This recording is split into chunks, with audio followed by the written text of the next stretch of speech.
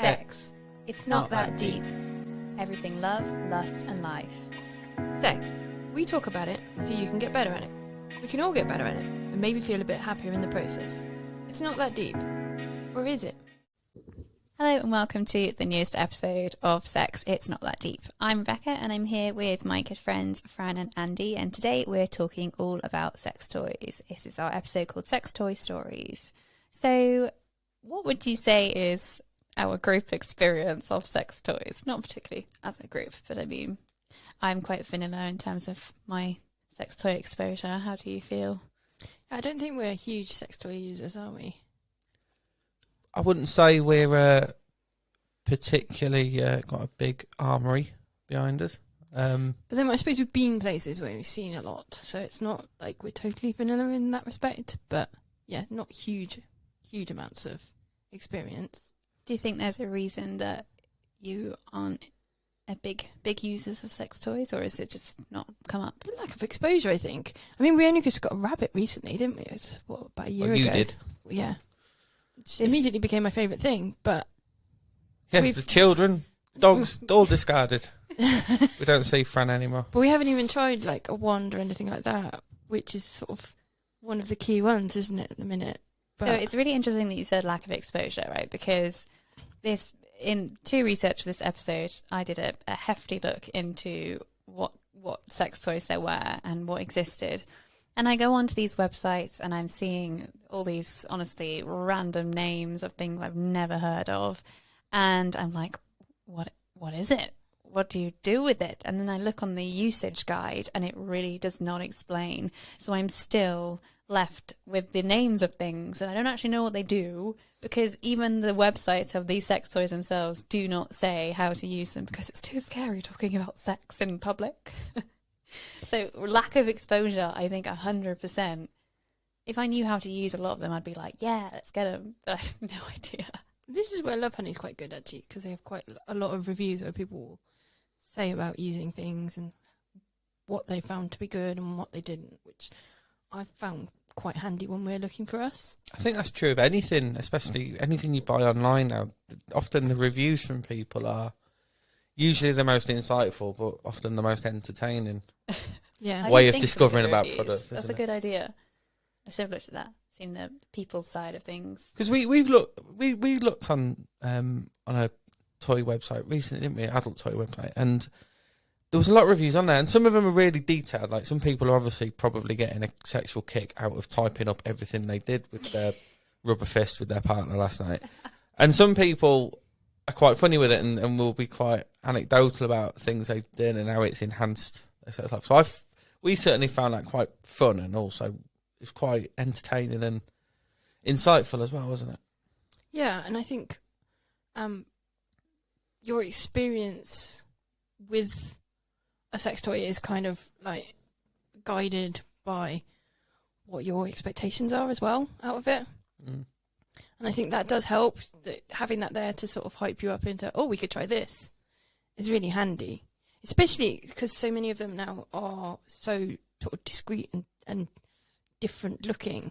You know, there's an awful lot of things now that look completely different to back in the day, you know, when they were just cocks, really, weren't they?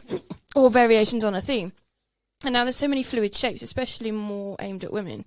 A lot of nice fluid shape things that are a lot more attractive. But you also, when given that, like, is that a sex toy, or is that, you know, some kind of piece of plumbing or something? You know, and what do you do with that? I stole someone's sex toy at a sex club, didn't I? And tried it. It was one of the clit suckers. I've never used one before. Didn't know how to use it. And it took me, I spent 10 minutes trying to turn it off and then just gave up and just sort of left it on the bed. I was like, it reminded me of my dad. I just sort of handed it back to her. She was sort of busy with someone else, and I was like, yeah. It reminded me of my dad when I was when I was like 10 years old, trying to set my PlayStation up on Christmas morning. It just baffled. I don't know how to use this. Don't know what I'm doing. I'm just pressing buttons. And it was just doing things. Like, I can't deal with this. So yeah, instruction manual would have been handy for me at that point.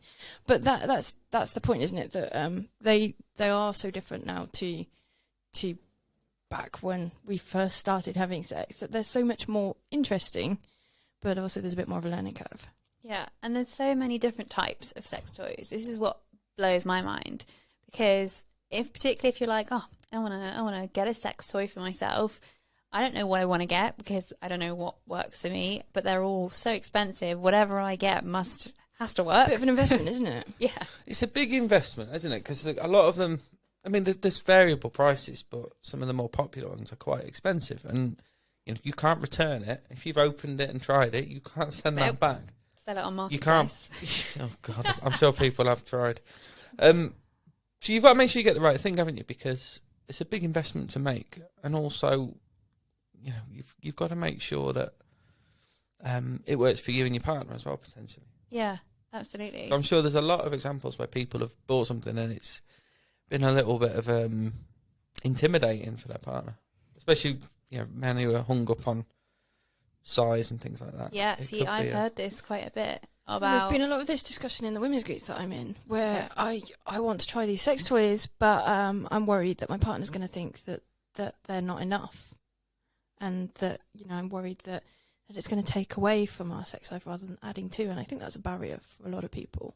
Yeah, not really for us. I don't think we've really had that at all.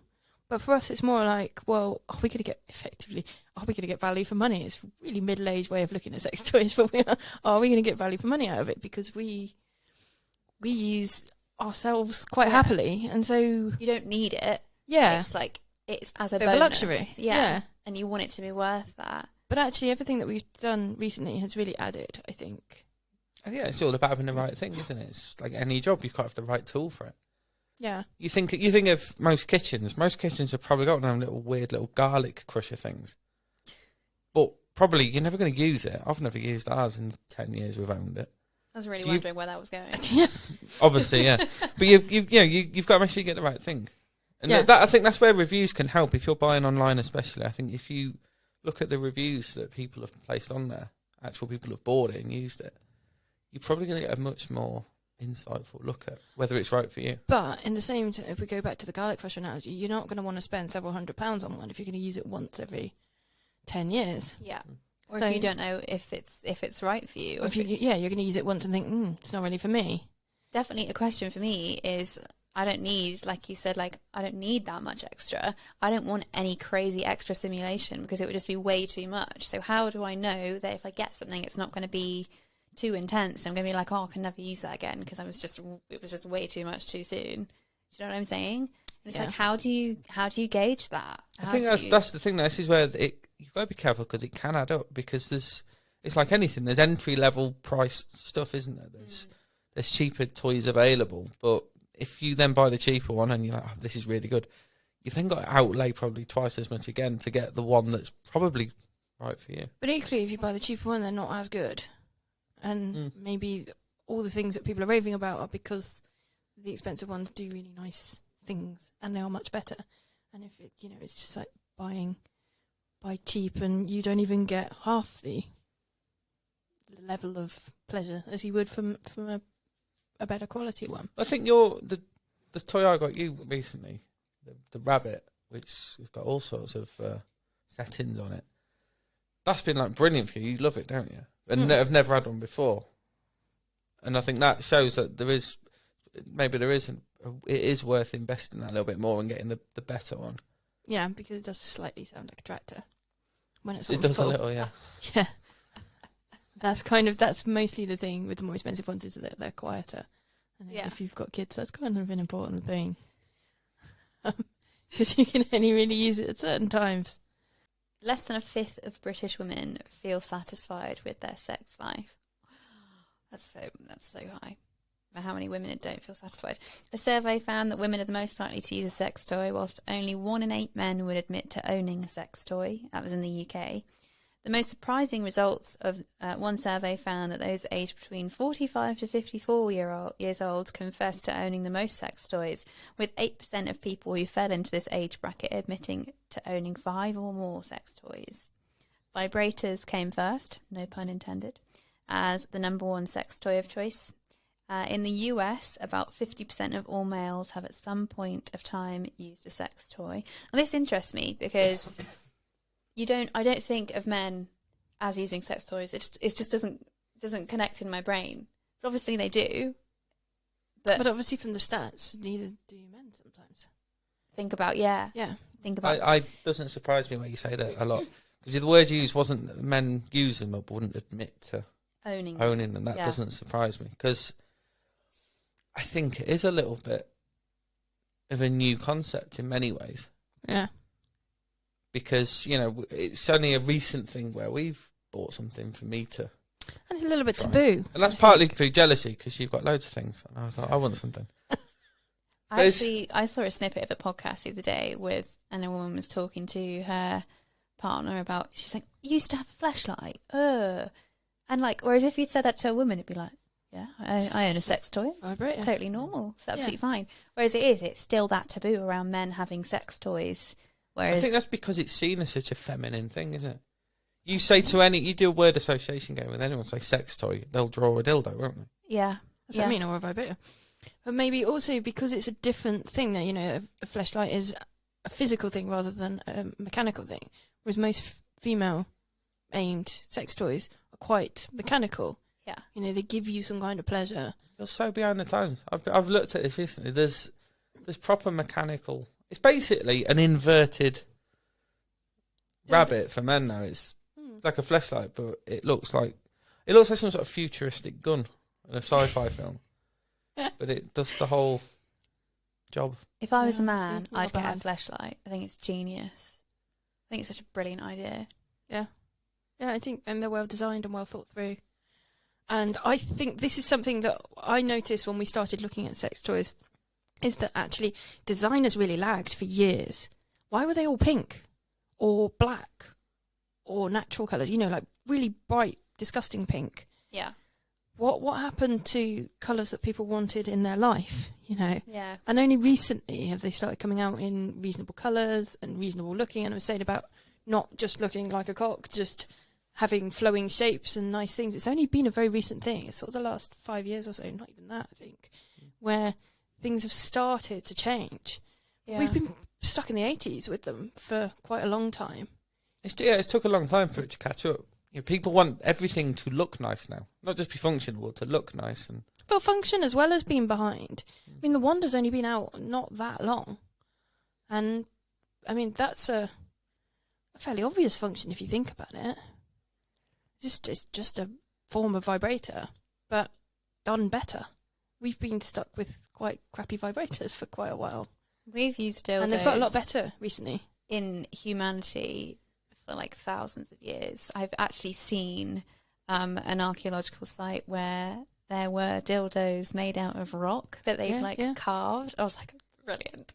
That's so great. Like it's always been a thing, and we haven't actually really come on all that much. Is that like the ultimate for you, being from your education, a geologist, a dildo made out of rock? Is that like the most satisfying thing ever? Because you've told me stories about licking cliff faces to tell what type of rock it is. This is like another level, isn't it? Oh, I love it. Well, my favourite is a glass dildo. My favourite one. I find them. They're very simple, but they're easy to keep clean, and they change temperature. Yeah, whilst you're using them, and I like that. A friend who runs a business where she sells crystal ones, crystal dildos, crystal wands, crystal yoni eggs, and yoni wands. That's what they're called in the fancy crystal world. So, and it's very, very popular. So more stats for you. Europe is beating America in terms of purchasing power of sex toys. So some surveys are showing that as high as 70% of men and women in Italy, for example, will have at some point used a sex toy. I think they're probably more comfortable with it. Sexuality in Italy is so relaxed, from what I've seen anyway. The market really is about couples. 70% of Love Honey customers consider themselves to be in a long-term relationship. The global sex toy market is expected to grow steadily between 2019 to 2026, from approximately $27 billion to around $52 billion. Which just goes to show then that actually, the whole embarrassment about, my partner think I'm replacing them, well, actually, it's quite important in a couple's relationship. I think we've added things to our sex with toys. It's like anything in life. You add something to enhance it, then how can it be a bad thing? So it's not on every time. I think there's a real thing about sex, this is the way sex follows, the pattern sex follows. But we keep talking about that's what becomes boring. Yeah. And so this is a different way, a completely different way. We'll have sex this way this time and this way on a different You're right, day. because since we got Changing the your menu. rabbit as well, it's made us think differently about it, rather than sex always has to be P and a V and then you're finished. Well, 'cause We don't even bother with that sentence and just do different things now. before that point, we were looking for stuff to add to us whilst we were having sex, weren't we? Sort of beads and things like that to sort of add in. But there's only so much you can add in, and I think there's only so much you can add before you start taking away as well. That's it, isn't it? Are you going to oversensitize? Yeah. And are you going to then lose sensation and going to need more each time you have sex? I guess that's a concern for me.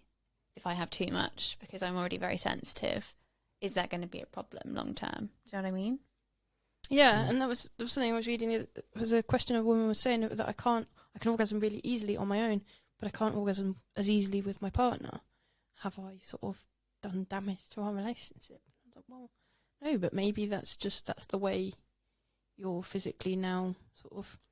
I was saying a bit kind of like Pavlov's dog. You're sort of pre-programmed now to find that thing that's easy for you. Just add it in. Yeah. Add it into your sex life. I think attitudes are definitely changing, and we were in America recently on holiday, and just in Target, which is like Wilko's in the UK, isn't it? And like you'd have in the UK, in a supermarket, you've got the sexual health section, haven't you, where you've got condoms and lube, and you might have things now like cock rings and that sort of thing. Really subtle little things, though.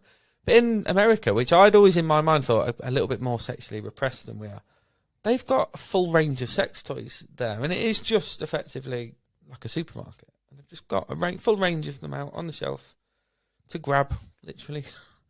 Anyone. And I thought that was quite refreshing to see. Yeah. No, I that's think great. we're probably a bit more uptight about things. Brits pretend sex doesn't exist, I think, a lot of the time, particularly when it comes to sex toys. Like, it's always, hide that drawer and, need to go upstairs and make sure nobody goes in the room in case they find anything. Whereas, like, now I'm like, oh, look, there's a dildo. Oh, no. I've got a story to tell you. So when I was on work experience as a kid, I got placed at a local estate agent. And I had to go out with the guy once to measure up this big house in the middle of the countryside. And it was just a lady living on her own. She's probably in her 50s, 60s, something like that. And we had to go and measure up all the rooms in this house. And he said, you go and do all the upstairs rooms. So I'm there measuring all these rooms. And I walked into one of the bedrooms, presumably her main bedroom. And on the sideboard on the side was the biggest rubber dildo I've ever seen, on a big suction cup. And I remember I noticed it because I bumped into the cabinet and it started waving. And yeah, that's when I clapped my eyes and I was like, oh my God. And I was only 15 at that age, 16. That was like my first time I'd ever seen this. And I was like, fucking hell, because it was as big as my arm. Wow. And I remember coming downstairs and she was talking to me and I just couldn't look her in the eye. I was like, oh my God. What a legend. Never left me that thought. I've got a list of the different types of sex toys from my research, which this was a learning experience for me and I still don't know what some of them are, so feel free to chip in. So finger vibrators, which is fairly self-explanatory. Thrusting dildos, so dildos now come in lots of different categories, and these are ones that are like electric and they're just... Yeah, the rabbits do to a degree. Okay. Not like fully. Some of them do more than others, but yeah, they do a bit. The rabbit is one there. Strap-ons, vibrating panties. This is so exciting. Wow. We keep talking about those and we've never actually got around to trying them. Is that like, do you have like a machine? You've in got your like an app on your phone, so you can be out in public in a restaurant, and then I could be sat there with the app. And I've seen it where we've not got one, but I've seen it where you can just literally change the intensity of it just on the phone. So is it something inside pants? Yeah. It's not actually Yeah, I the think pants so. themselves. No, it's just Something inside. in them. Okay. Double-ended dildos, cock cages. I had never heard of these before. Have you not? I've seen them.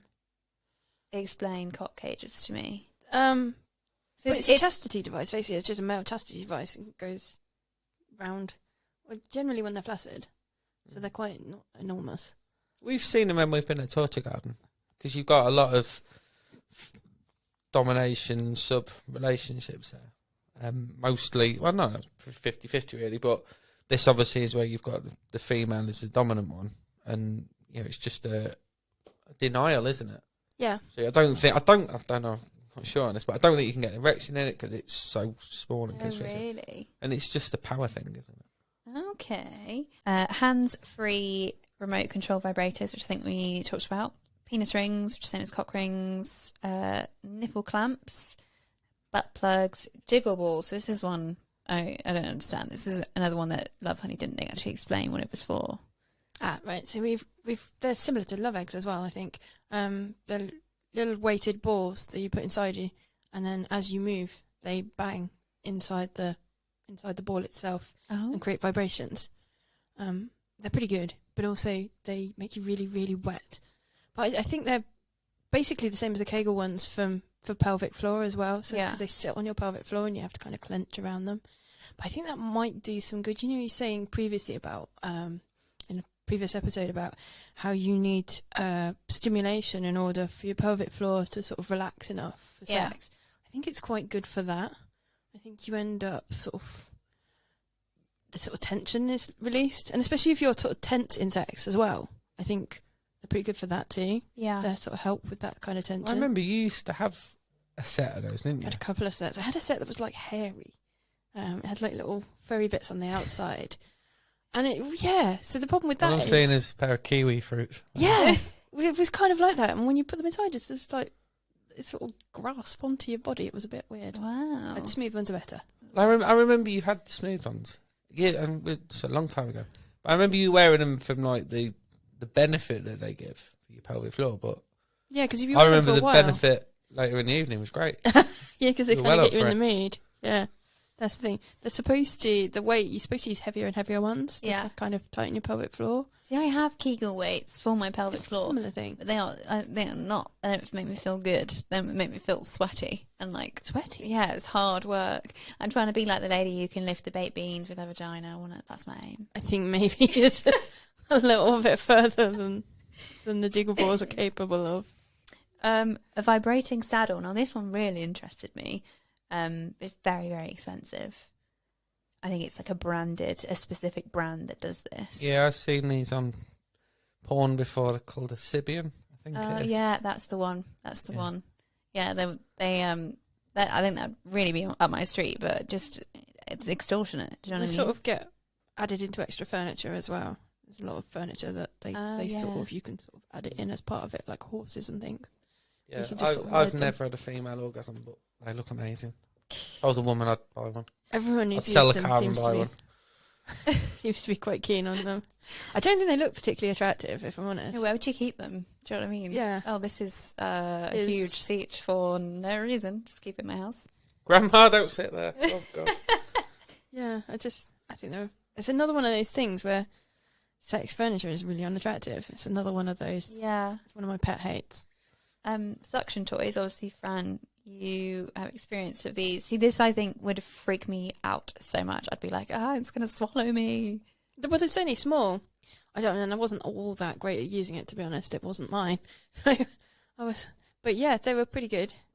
And they just sort of, the feeling is really nice. It's a pulse, and you can just change the pulses on them. See, I think I'd just get really paranoid. They would like hoover up my clit. Like, I think I'd be really worried. Well, I'm quite clip-based, and a lot of women are quite clip-based. I think they've become really, really popular for that reason. Yeah. They are really good. I know they're popular. I just don't know if they're for me. I think I'd be too afraid. That's the trouble, is you can't really try before you buy. I know. You need like samples for yours. It's not like the Apple Store where you can go in and play with everything first. Is it? Yeah, and can you imagine? It's one that everyone's used. Imagine a queue around the corner, wouldn't it, to get in? Love Honey pop-up store. Can you imagine the cleanliness thought of it as well. Oh. Eggs. Ew. Right, so yoni eggs is I've talked briefly about. There's these ones which again just didn't make any sense to me, and there's no description of what they're for. They're like these eggs that have a male pleasure sleeve inside them. Yeah, I know, confused as you look right now. this is what I mean. I just wish they had better explanations. What, are they large enough to be used they like look a... like eggs, and then I think you sort of slide the egg bit off, and then use the sleeve underneath. Right, that makes more sense. We've got they a look sleeve, really cool, but it doesn't really feel like something that would fit inside an egg. It's quite big. They're kind of beer can sized. Yeah. So, I mean, if it would be an ostrich egg, Yeah. if you were going to be using it like that. So maybe we've got the wrong end of the stick there. I don't know. They're called eggs, and then it's just really. I was there for a while trying to figure out what they were. This is what I mean. No one explains it. It's like it's the secret. So it's not the eggs that you put aside and they vibrate, because you can get those ones with a vibrator as well. I don't know. I'm struggling because all I can see in my mind is a special edition fleshlight, but it's actually an ostrich egg. I'm really struggling. I know if it doesn't exist, it just... If that doesn't exist, we're making it. I think that sounds brilliant. It's basically an adult Easter egg. Oh my god! Yeah, happy Easter. They had special ones with like patterns on them and everything, like snowflakes, and I was like, oh, this is very PG looking for something not very PG. No, I'm googling and seeing if we're finished. Crystal eggs and wands, which I've talked about. Bondage kits. See, people I don't think would think of these as toys, but this for me is way more my level. Is things like handcuffs, blindfolds, gag whips, flogger, feathers for me, chains, all of that kind of stuff. I was going to say feathers. I remember you saying you're into feathers. Oh yeah. You can't really just buy feathers though. Like people don't. I don't think it's a thing. Like I tried to get one off Shein, and I was like, oh, it's like a whole masquerade. You can get feather wands though. They're like effectively like a duster, but. Oh yeah. They're like On a sensory stick. overload if you're going Dunelm. Feathers everywhere. Yeah. Like, oh. Don't mind me, everyone. So this is a really big category, I think, and it's kind of one that people find scariest, isn't it? This is one that we've got a lot of experience with. I'd say it's one we've got a lot of experiences, and also we're not massively into it. But in some respects, so like whips, there's so many different types of whip. Yeah. Depending on what kind of feeling you want. So you've got floggers with loads and loads of different tails, so that's quite a sort of softer feeling. Whereas if you've got a traditional whip, that's pretty harsh. Not really into them. I got whipped by one recently, and I was like, good, thanks. And you can also get floggers with harsher things like chains on them, or like bits of like kind of plasticky tails, so that they're harsher individually. Yeah. But the whole thing's not completely as harsh. There's a lot of different things, isn't there? I think they're more in the consciousness of people now after 50 Shades. It's become popularised, hasn't it? I think you've got to kind of know what you're getting into with them, because like I said, they've got different sensations. And people just see whip, let's buy a whip, let's try a whip. But that's like pretty hardcore. Yeah. And that actually, that's you want to work your way up to those things. It's I've seen it on 50 Shades, so therefore I feel like I should like it, because isn't that what guys find attractive? Whereas I'm like, I've tried the pain stuff, and I'm like, you know what? I actually don't there's like a point it. where I'm like, I'm done. I'm like, stop pulling my now. hair. It hurts. Yeah. I'm not enjoying this. Yeah. You know, whereas things like the floggers with the soft leather ends and stuff like that, I just like soft textures. I don't know, it's weird. But that kind of stuff, I'm like, yeah, I could. That sort of tickly pain, again, is much nicer than that hard smack. And if it's a hard smack, a hand is a much better, softer kind of thing. Yeah. I think you've really got to know what you're into with that. And I think, like I said, just going in too hard and too fast with that kind of thing is well, I think that's probably the thing with sex anyway. Too hard, too fast is generally going to hurt, not in a good way. I think that's a really good example, because we were saying before about not rushing in and buying the wrong thing, because it's A, expensive, and B, you might not get what you want from it, and therefore you end up missing out on something that could be really good for you. But you said there about just use a hand. You know, before you go off and buy the big full BDSM kit and start turning the spare bedroom into a dungeon, just like you say, start with a slap and progressively do that a little bit firmer and a little bit firmer. And then if it's for you, you can find out. But just use things you've got as well. There's no point rushing in and getting the wrong thing. Yeah. Use a belt or a tie or whatever and just use that. Did you just say a tyre? Not a tyre. It might come across as tyre. I meant a tie. Do you remember men used to wear them in like pre-90s? Men used to wear I ties. thought you said tyre as well. I was like, fuck me, we're going You get CrossFit a tie, with this. cut it in half. You've got most of a Sibian, haven't you? Just thought I had real visions of this is getting a bit serious. But equally, It's some sort of mechanic fetish you might have. Or put some overalls on and bring a equally tie things in like bedroom. chains and things. I mean, rather than buying sexy ones that are very expensive, try hobby ones, DIY stores, feel what it feels like, and then try I going for the started proper sexy stuff. collecting textures, right? Since I've discovered my feather thing. One of my bags broke, and I was like, I can't use it anymore, but it had a chain handle. And I was like, oh, I can use it anymore. So that's now in my sex drawer, is my chain, which is just from a handbag. Again, the feeling, the coldness of them, it adds a nice sensation. But it is, like Andy said, there's ways to improvise. I feel like this is something I'm And good then at. you sort of get to know what you might like, and then that sort of informs how you buy things. Because, like, for instance, I'm not really into pain with things. Unintentional pain, I think. So, like handcuffs, I'm like, I want fluffy ones because I want to be comfortable Yeah. whilst being restrained. I'm like, I don't want to be uncomfortable. Silk eye covers and all that kind of stuff. Yeah, the sensation, the feel of it. Yeah. Again, is another part of that. We've tried. You were talking about nipple clamps. That's a big thing for me. I really like them. We've got like 3 pairs, and I really like them. So that's another one of those sort of. So that's not too painful for you. No, I'm quite. So we used to use my hair clips, and my hair clips are really quite hefty, clunky ones. And I was like, how much can I deal with pain-wise? And sort of worked up, and I realised actually I can deal with them quite strong. You can deal with like a level 10. Yeah, I And tried. you went after mine once, and you didn't even get them on, and I was screaming. Yeah, like like the bobby pins type hair grips as well. I can deal with that. They're really harsh and really sharp. Oh my goodness. So yeah, so when I went to buying them, and I was like, right, I know what I want. But equally, they've got some really chunky ones without want to have that kind of sleeve on them, so that it's not tearing your flesh, basically. Yeah. Because I've got one that had sleeves off. The sleeves fell off, but I'll keep going. I can deal with a bit of pain there. No, apparently there comes a point. Those crocodile clips you used in sciences. Yeah, they were a bit strong. Yeah, so they do have to have sleeves, so but there's lots of different scares types. me. Because there's a sort of clamp, which is you can either you can tighten as you want to, so you can get a level where you're not so strong, and you can sort of find your level. Yeah. Or if it's a clip, then that's on or off, so you've got to be able to deal with quite a lot. And then we've got one that's a little bit, it's like 2 pins, and then they're sort of elastic banded together basically, and you can rub the elastic band further up the clip if you want more tension. Wow. So you can sort of give the There's different so levels. much I didn't But know. you've got a decorative set as well, haven't you? With Which it- you yeah, could it's got- wear at a sex club or something. Obviously, you wouldn't wear it out to Tesco, but it's like they're joined by like a gold chain and sort of dangles down. Yeah, I like that. Also, that pulls and it moves as you're having sex. It moves with you. Yeah. So that's quite a nice feeling as well. This is definitely not for me. I can feel my nipples clenching with the stress of how much this would hurt me, but I'm glad that it works for you. So yeah, we've tried a lot of these sorts of things. I was going to say, let's talk about where we've had to improvise and homemade sex toys, because it's definitely a topic that we can talk about. I went through a period when I was younger. We used to have a game. A boyfriend I had was quite young at the time, probably 17 or so. And we used to have a game where we used to use reef bottles. They were ribbed at the top. So we used to put a reef bottle inside me, fill me up, and then he would drink it. Oh my gosh. Yeah. So, Just ease Did we into try this this? conversation gently, Frank. I know. Christ. I was really into it because it was like a cheaper way of doing things. No, and we've boss never it. tried that. No, have we not?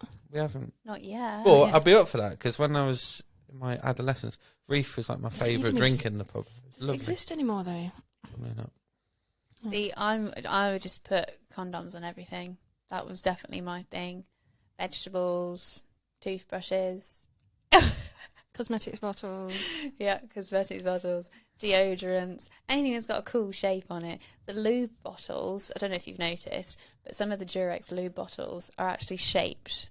To And I'm like, oh yeah. Probably. They're like, wink, wink, we're not a sex toy, don't use this as a sex toy, wink, wink.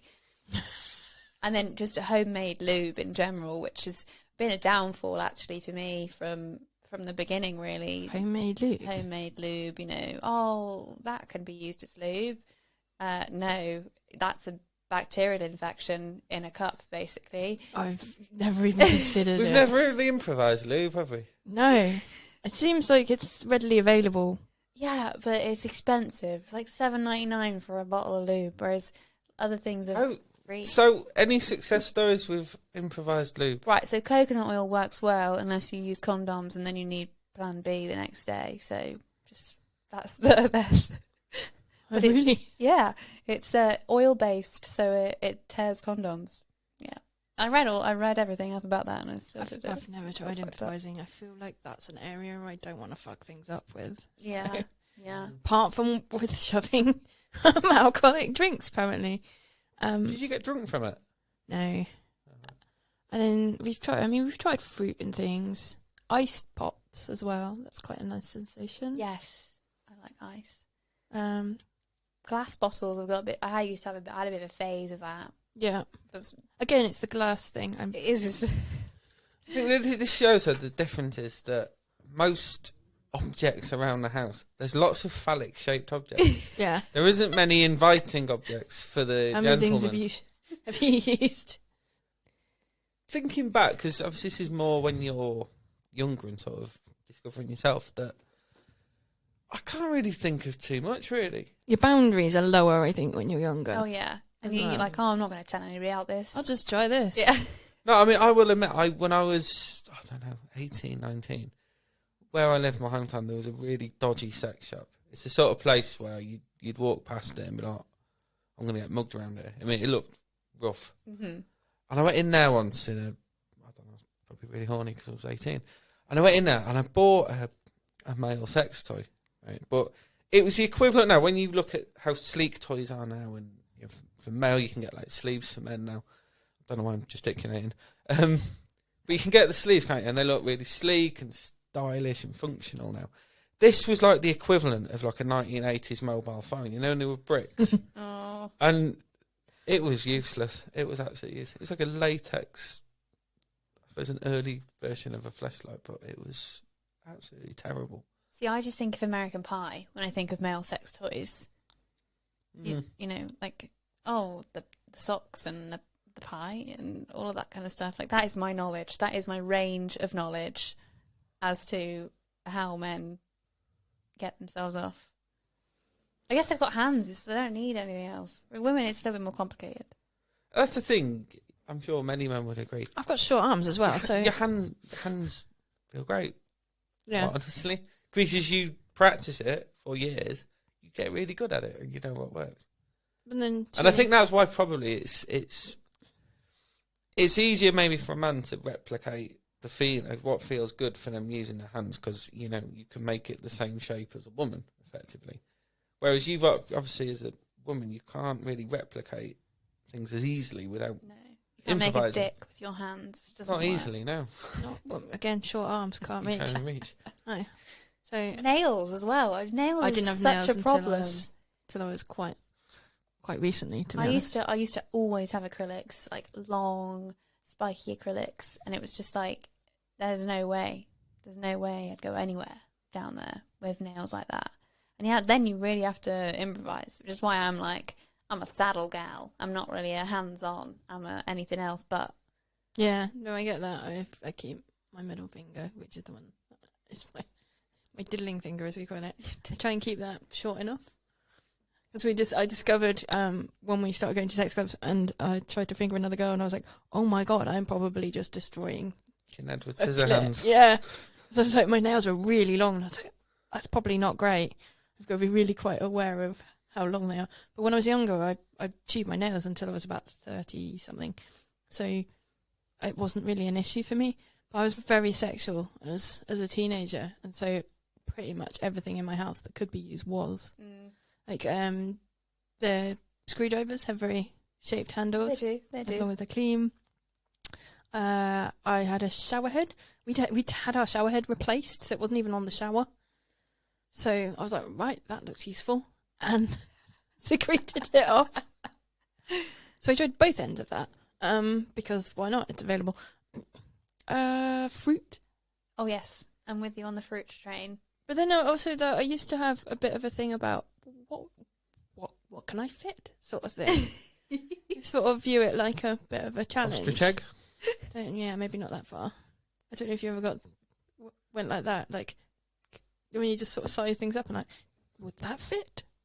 Yeah, I was more Bit of a challenge. I was more what won't break. Like I said, going through that glass phase, bit risky, bit of a dangerous experience. But I was like, I'd be fine. It'll be fine. Then you see sort of Grey's Anatomy episodes where they've got, half a vodka bottle up their vagina, and I'm like, oh, it could have been me. I never really thought about that because I've never really been rough with things, and I think internally you're not exactly full of anything that should smash things. I was more worried about losing things because I used to use sometimes quite short things. And it's quite aware of there is a bit of suction. There is, on, yeah. and things get whipped out of your hands a bit, and I'm like, oh shit, I've lost something. But I've never actually lost something. So you said that is it your favourite sex toy is the rabbit, would you say? Yeah, probably. What the glass dildo, because it's simple. Yeah. I quite like that. And Which one did you use last? the rabbit. And the 10 times before that? There you go, there's your answer. I'm quite a fan of beads as well. I like that feeling so that we can have sort of both, because you can feel it inside. If you have anal beads, you can sort of feel it like inside. Yeah, So we like that with sex as well. Yeah. What's your favourite, Andy? What, for me? Yeah. Well, there's so few options. It's only recently that but I think it was only because you were buying something that I bought that sleeve thing, which you've used on me as well, and it's really good. So but we've had issues where it's started to break already, haven't we? After only a few uses, it started to rip and tear. So maybe again, mate, that was just cheap one. Maybe we need to make a better investment. Maybe, but again, I think that I did see something on TikTok recently, right? It was called a prison fleshlight. Right. How to make a prison fleshlight. And it was basically a Pringles tube, a couple of sponges, like sponges you do the washing up with. Yeah. A rubber glove. And you just sort of assemble it all together and you've created a prison fleshlight. I think you showed me that, actually. I mean, it's A for effort, but... In case you need it. Yeah. But you're saying about it durability-wise, I don't think it'd last very long. No, I mean about the one that we've got. That maybe there is a little less care aimed at men and sex toys for men. That maybe it's a newer thing, and that there's been a lot less of it. I mean, like you said, we've had dildos for thousands of years. Fleshlights have only really been around 10, 15 years, properly. Yeah, probably. Or so we think. I mean, obviously, could have made one out of things. Yeah. I'm sure people things will have existed. Bee's nest or something for a long time. There's was it Louis the 16th or Louis the 14th? I think it was the 16th, probably. He had a specialist chair made so he could have various position sex as well. So it's something, sex furniture especially has been in existence for a long time as well. Also something I didn't know about till I met you. Well, I was like, I have no idea that exists, but I love it and I want it. There's so many different types of it as well. I mean, we've been to so many different clubs and they've got completely different things. But then it's my real pet hate. Again, there's dildos in pink and sex furniture in black or bright red. Like, that doesn't fit in a house. Yeah. See, I needed something that looked less scary when I first started. Yeah, it is. It's quite hardcore and scary and big, chunky, heavy stuff. Yeah. Like, what if you could have something that would just fit in your house and looked like normal furniture? I mean, I don't have bright red furniture, and I doubt anyone else generally something that really could does. Actually act as normal furniture. Yeah. Through the day, it's but then multi-use. Twist it over or whatever at night, then it can become something more. The same thing about like storage of sex toys. I mean, there's such a lot to them. When they arrive, especially they arrive in these bright packets that really, I mean, they're discreetly boxed. But then as soon as you get it out, all the packaging, what do you do with that packaging? It goes in the bin. But, I mean, we share bins with 5 people, none of whom we want to know what's in our bin. Heaven forbid they listen to the podcast. And it's always like that frustration packaging, isn't it, as well? The stuff that you have to cut with scissors. It's never, like, simple, is it? It's never stuff that you can get rid of. And then the products themselves are difficult to hide. you know, it's like they're almost designed to. You're right, actually. It does come in that blister packaging where you have to have scissors to open it. Imagine how frustrating you've been waiting for your new sex toy to turn up. You haven't got any scissors. You grab it, you think, I've got 10 minutes till everyone else gets home, and you can't find the scissors. Oh, God, nightmare. But equally, once it's out of the packaging, it's like hard to hide. Yeah. I mean, we've got a basket on the top shelf, but it's not really a great solution, is it? No, I know. And it's like I've got a dildo that's like angled in 2 different directions, so it looks like a bone, right? Because it's like I didn't want something less obviously giant penis. Like, it just really intimidated me, so I need something like more calm. But it does mean that it doesn't fit in anywhere because it's like 2 different. It's like it's not straight. Like, I can just slide into a drawer. It's like, I have to angle it somewhere and keep it out of the way. Well, things like strap-ons as well are really bulky. They don't fold away anywhere, and bondage gear is always clinky and noisy to get in and out of anything. So discretion isn't really inbuilt into sex toys, is it? I think it might be something that needs looking at. That's the thing, or better places to hide them. Yeah, I think that's probably something that's possibly missing. I think we probably would have more if it was easier. I mean, we've only got so much that'll fit in our basket before we need a new basket. And Need a bigger basket. But there are only so many places you can put it when you've got kids. yeah. You can't put them in places where they're going to go pulling it out and go. Maybe you need to thin out your basket, because this is the thing as well. You end up collecting sex toys because you buy your first ones, and like you've still got the ones that you probably bought when you were 18. Mm. And I don't know, maybe you've got great memories and you can't bear to get rid of them, but you'll never go back and use those first ones because you obviously got something bigger and better now. Yeah. I was bought a sex toy when I was 16, 17, quite young anyway. I was this enormous dildo, which now doesn't look intimidating at all. After 2 children, somehow, you know, life doesn't. You look at it and think it's perfectly normal size. But back then, when you're new to that sort of thing, I took it out of the packet and I was like, oh my God, what the fuck is this? You know, what is he trying to say with this? And it intimidated the hell out of me. But yeah, your tastes do change, don't they? Because now I'm like, well, that's just a perfectly average, normal size. But yeah, when you're first trying stuff, you definitely want to go smaller, don't you? Mm. And I think there was definitely a miscommunication there. And for me, it really damaged our relationship because getting it wrong is quite damaging. And I think if we'd been able to talk about something like this beforehand, and I think it does have to be a buy it together thing rather than buy it as a surprise and expect it to be received well. Oh, look, here's this massive thing. Like, didn't really go down all that well with me. Equally, I was feeling like that was all our relationship was going to be at the time, and it didn't. Yeah, so I think surprising your partner with something like that isn't really a great experience a lot of the time. I don't think it goes down the way you expect it to. Julie a together thing. When I do my Christmas shopping. No, it's not the same though, is it? Because we've been together so long. But I think if you're shopping, I think shopping together and stuff that we can enjoy. Yeah. I think that gets out of that. Oh, I don't want him to think that I'm replacing you. Well, how about what do you think? I think that's could a really enjoy important together. point, because I think a lot of couples as well that maybe if they're not like really in tune with sex toys and don't use them all that much now, but like the idea of it is, I would definitely say look at things together, read through the reviews together, and buy them together and decide. Think about how you're going to use them together and individually as well. Yeah, I think there's a lot. Also, just sort of priming the ground. I think I find when we look at sex toys together that it gives us ideas, and it also sort of, it's quite sexy in itself, isn't it? Mm. Like, ooh, it's exciting that we It's try fun this. shopping. It's not food shopping. It's fun shopping. Yeah, even if you're not necessarily even buying them, just the ideas of, yeah, we could try that. But also, like I said, if you've got the ideas from shopping, what sort of sensations we could try, like, we've got some chains in the garage, let's try that, see if we like the feel. You know, there's a lot of new sensations that you can pick up just from thinking outside the box, but being pointed at it from sex toys as well. Mm. I think we've done a lot of that. I think, and that's probably why we don't own that many toys.